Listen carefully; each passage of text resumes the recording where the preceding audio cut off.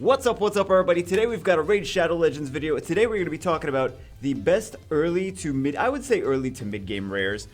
Best units to invest in the rare category. Before I get started, this video is sponsored by Plarium. Thank you very much, Plarium, for sponsoring the video, which the funds I will probably just use to summon more fun toys in the game anyway. But anyway, just wanna disclose that. So rares are easy units to obtain. You can obtain them most commonly from the ancient shards. They're the easiest ones to get from there. You don't really get too many epics or legendaries. You can also get them from the mystery shards as well. Ancient shards you can get from a few different places. You can get from dungeons. You can farm dungeons and they randomly drop. You can get them from the market as well. They cost around 200,000 silver. You can get them from the shop here. You get one a week from just over there. And then you can also get them from the quests. You can get them from the weekly quests. By the way, guys, if you're not paying attention, like we have the weekly quest here, you can get these sacred shards and the void shards as well from completing your monthlies. So, kind of nice to get those rare units, so those rare summons from there every month as well. So, do your dailies, kids. Do your dailies. For the first 6-star, generally something that I'm looking for is something to be able to farm campaign locations quickly and easily. Something that has multiple AoEs, possibly some sort of sustain like a buff, attack power buff, defense buff, heals themselves in some kind of way, and also possibly a leader skill. In this game, some of the units that it gives you at the very beginning are some of the better rare units in the game, to be honest. So we have one of these here is Elhane. I think that's how, I don't know how you say her name. It gives you the choice of summoning some of these, or of choosing some of these units at the beginning. And since then, I have not summoned her. I don't know why. I just have not. I've summoned everything else, basically, but not her. So we have this attacks when enemy plays an extra hit if the attack is critical. Whatever, I don't get too excited about this. This one attacks an enemy, then all enemies has an extra 15% chance of inflicting a critical hit. 30% increased crit rate buff on this champion for 3 turns if the target is killed. So this is an AoE. It's already, if we build this with high damage, this can possibly clear waves without having the enemies even move. If it's at least speed tuned to go faster than them, you can clear the wave, move on to the next part of the level with just one attack. And then we have this Valley of Death, level 1, attacks all enemies 2 times. So another AoE skill, and then we have this aura increases ally HP in battles. This doesn't like self-buff its attack power. I mean, it self-buffs the crit, but it doesn't like regen itself, like heal itself or anything, or increases defense. But this is still a nice, it's got a leader skill and it's got double AoE, so this is still a nice unit that I'm looking for in a early game farmer. Another thing that I'm looking for in an early game unit is something that's possibly good for campaign locations, but also when I start to do dungeons, something that's going to be able to either do enemy debuffs or do buffs to my team. So we have this Executioner who's actually gotten quite a bit of hype because he's a campaign drop. You can just get him as a drop from one of the campaign. I believe it's level 11. I believe it's the 11th stage. So we have attacks one enemy, placing a stun debuff. Okay, stun's not bad. Not a huge debuff chance, 15% chance. It goes up 3 times, 5, 5, and 5. It's not super crazy. It's not like a guaranteed stun or anything. Then we have this Tumult level 1. Attacks all enemies, decreases turn meter by 20%. Attacks all enemies, decreases turn meter by 20% on all of them. 50% chance of placing a decreased speed debuff for 2 turns. So this is great because this is a turn-based game. So when you limit the amount of turns your enemy gets, that's giving you already an advantage. So their turn meter is decreased, their speed is decreased, they're going to get less turns. So if all other stats are the same, if they get less turns and you get more turns, you have an obvious advantage there. Which is great, but it also, it's good for dungeons, but it also has the added benefit of being an AoE. That's good for farming campaign. Then we have this, whoa, I don't know how to, that's the word. Level 1 places a 60% increased defense buff. I never tried to say that word before. Increased defense buff and a counterattack buff on this champion for 3 turns. So even when he doesn't have his when this is on cooldown, because when it's maxed, it's cooldown 3 turns. So even when it doesn't have that, he has a 60% increased defense buff, which gives him more survivability. And he also, I mean, this is just for himself, so it doesn't really help too much in dungeons, but this does help in campaign locations where the enemies are going to keep attacking you and you're going to keep getting free hits. You're going to keep getting free counters. So it's 5 turns when it's maxed. It's not crazy, but this is, I like this for both campaign and dungeons. And this just gives him more survivability and free hits. And we have this aura increases ally defense in all battles by 17%. So you can use this in campaign, and you can also use this in dungeons. And he's pretty, and he's also a defense-based unit, so he's got better defense stats than the attack stats, which just gives him a little bit more tankiness, a little bit more survivability overall. So if you're wondering where to get the Executioner, you can go over here to the Hallowed Halls. It doesn't matter what level you're on, normal, hard, brutal. I don't know why I'm not on brutal. But you can go here, and he's a drop. If you go to the left-hand side, you can see Executioner. He's one of the miscellaneous drops. So I know I have to finish 3-starring all of this, but he's one of the miscellaneous drops, so if you just farm here for a bit, one is bound to drop. Here's another good rare. Now, this is not necessarily a first 6-star candidate, in my opinion. Why? Because he's not going to farm fast. He's not going to farm campaign locations fast. You're better off 6-starring something else first, but still possibly building him because he's a good unit for both arena offense and for dungeons. Let's take a look at his skills. Scatter Bolt, attacks 3 times at random. I don't care. I don't care about this skill at all. Why? Because he's a support unit and attack 3 times at random. No debuff or anything, and he's not going to be built necessarily for attack power, so it's really nothing.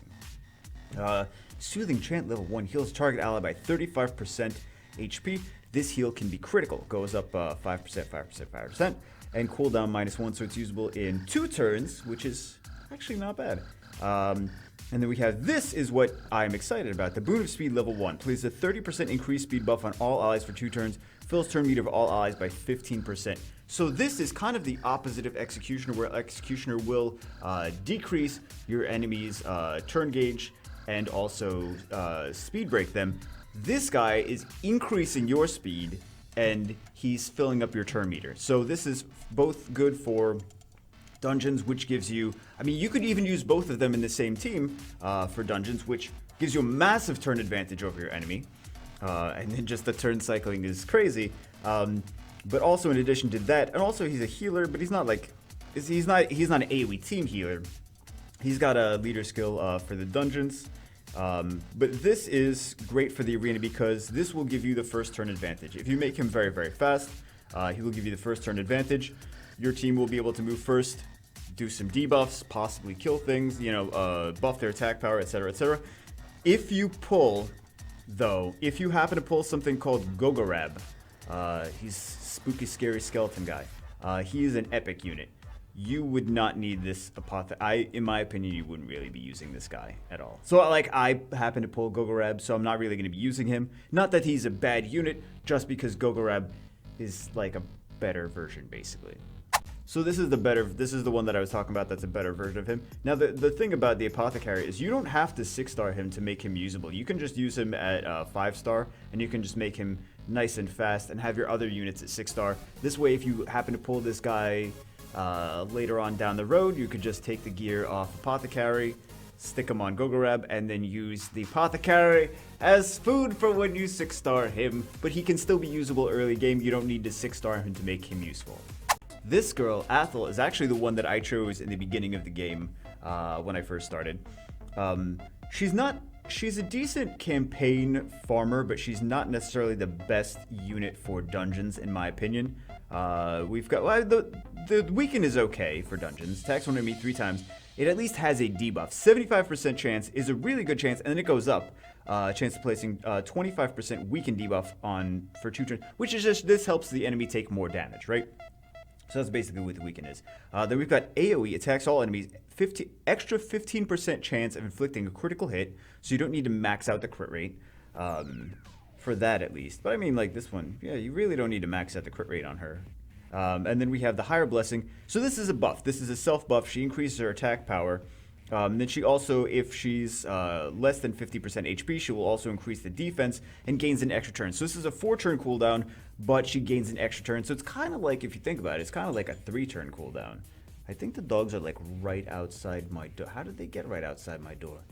Sneaky dogs. But okay, so I feel like this is a good campaign farmer because she's got the buff of attack power, she's got the AOE, she's got the leader skill, and then she can also be useful in clan boss because she has that weakened debuff. But I don't really see her as being a great dungeon unit aside from the weakened debuff. And then this can clear waves, this Divine Blades. But this is just a self buff. So this is more like a I'm gonna try to solo things thing, whereas in dungeons you want more of a team buff. Rhea, what is with the bangs? I don't even know what's with the bangs. Not my favorite haircut, but aside from that, I see the viability. People were talking about her for certain things, for big tanky bosses. I see the viability in her. Not necessarily first 6-star material though. I wouldn't make her one of the first 6 stars. I would not do. But I kind of feel like she's more of a support unit. So let's take a look at what she does. She's got this. Attacks one enemy. She's like a support DPS. Attacks one enemy, 25% chance to inflict a critical hit. Of course, this does benefit from being 6-star, but I still feel like this is not the greatest first 6-star to build, because you want to build something for campaigns. Poisonous Lily, though, attacks one enemy 3 times. Each hit has a 35% chance of placing a 5% poison debuff for 2 turns. So poison is really good against enemies with big HP, with a lot of HP, big tanky single target enemies. So Poisonous Lily is going to be great. Triple hits, 35% chance of placing a debuff, a poison debuff, and then it goes up 5% and 10% after it's skilled up. And we also have this Lead the Charge. Attacks one enemy with 2 random allies. Allies joining the attack use their default skills. So things that have some good debuffs on skill 1 would also benefit from that as well. So, I mean, she doesn't really need damage based on attack, but she's going to do the damage with the poison anyway, right? And then this, you could kind of rely on the allies to do more of the damage. So I feel like she can even be used, maybe this is blasphemy, I feel like she can maybe even be used more of a support role and not even be, because it takes a long time to 6-star things. So I feel like she can actually possibly be used just as a 5-star. And, you know, possibly tweaking around the build a little bit to see what's best. This ally crit rate in the arena, I don't know if I would necessarily use her in the arena. The Lead the Charge is kind of cool, but the poison, I would rather have other things in the arena, to be honest. I feel like she's mostly for dungeons against big, tanky bosses with a lot of HP.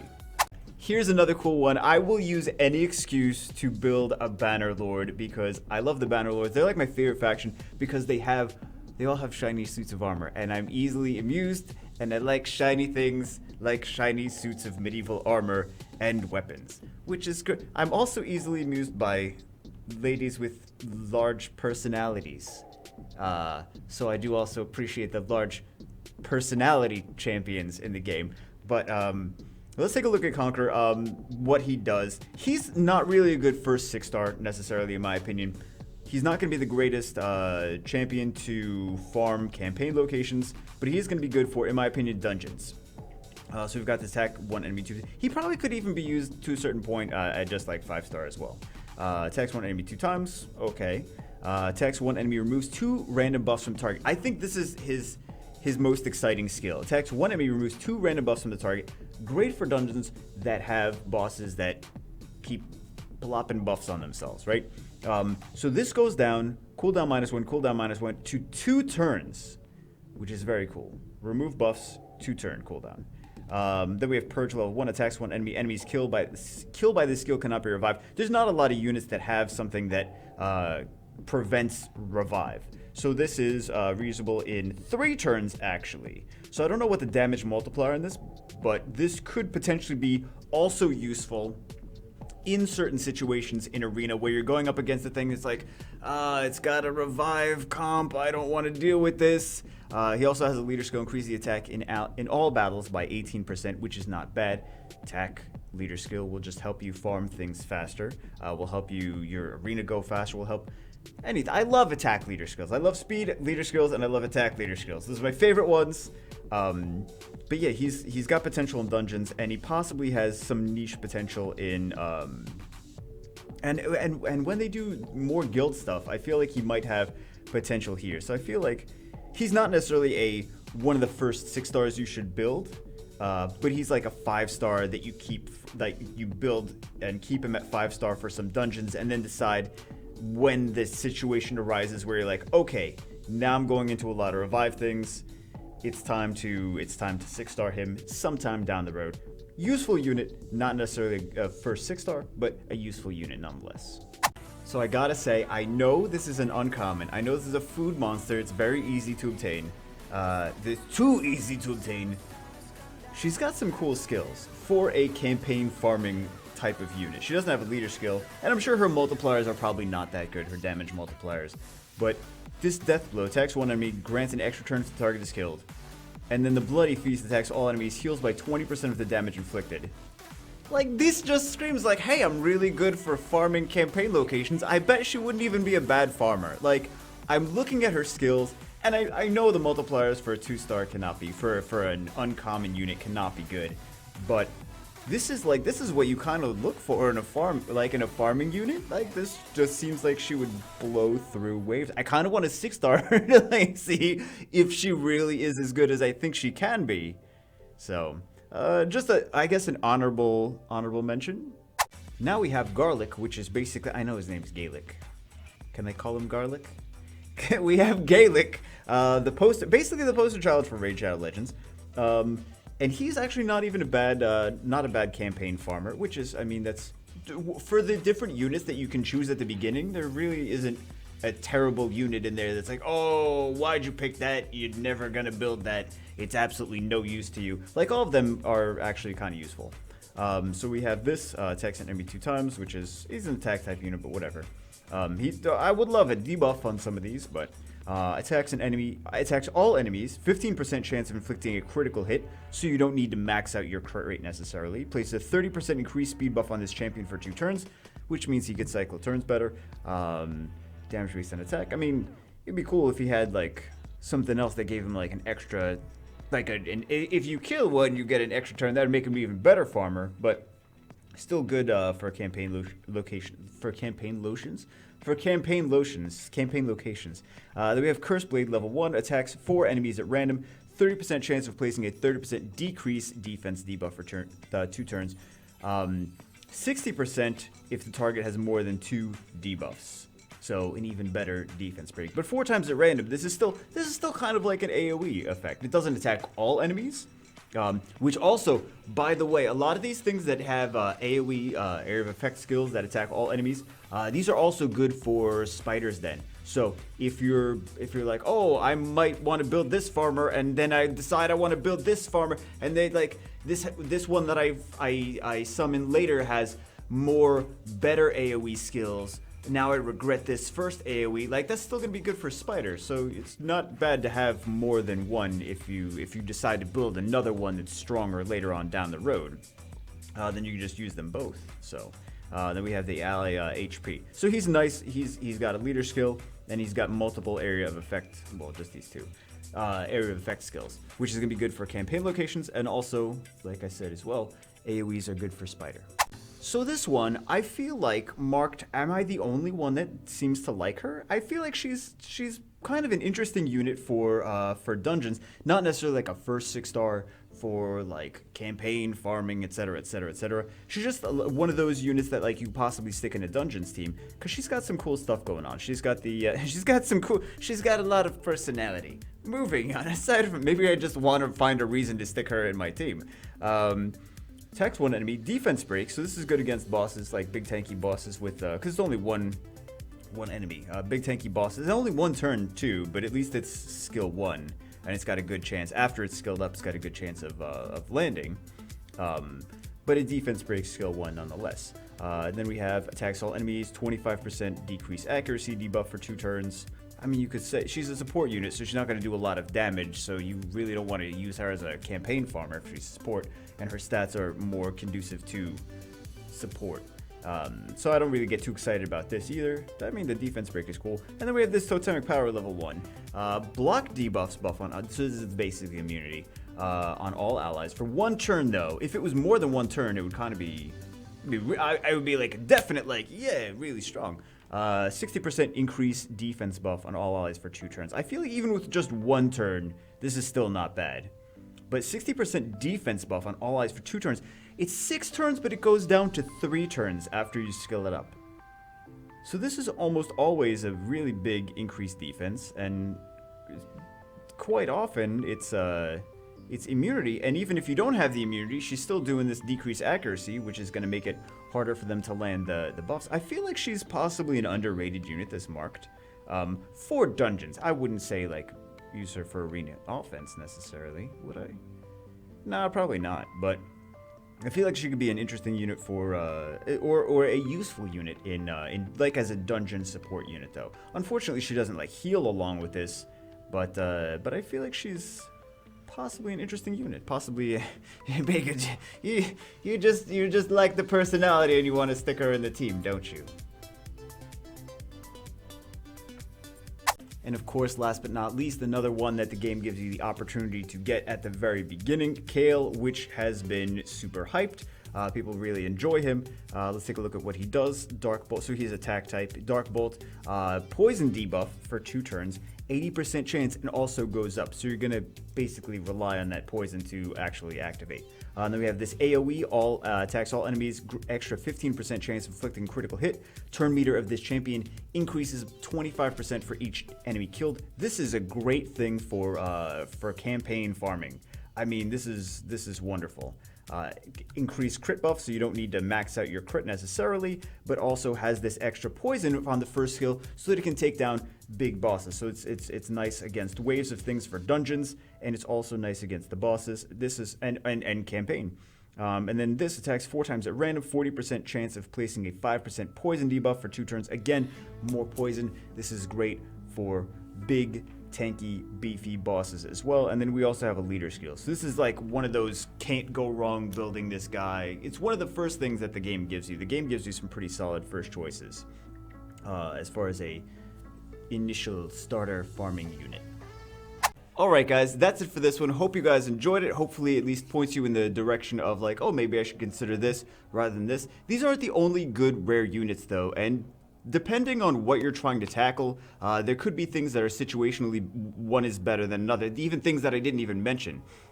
Also, some of you might be pulling hero and like epic and legendary heroes that are possibly even better than the ones that I mentioned. Congratulations if you are. But as far as situationally goes, like some things like, for example, Spirit Keep would be nice to have something that blocks heals. Dragon's Lair, Fire Knight's Castle are, yes, some things might be specifically more, or even Clan Boss, etc., might be more situationally more valuable in certain areas instead of just overall value. So there's other things that's good that I didn't even mention for some of the other things. But anyway, if you have any suggestions on units that you like, leave them in the comments below. Super good. Thank you again to Plarium for sponsoring the video, and also if you guys want to join, I'm gonna make a couple spots. So I know we have we're full right now, but I'm gonna make a couple spots as well. If you guys want to join Bagel Bites, go for it. Would love to have you guys in. Anyway, that's for this one. Hope you guys enjoy. I will see you as always in the next one.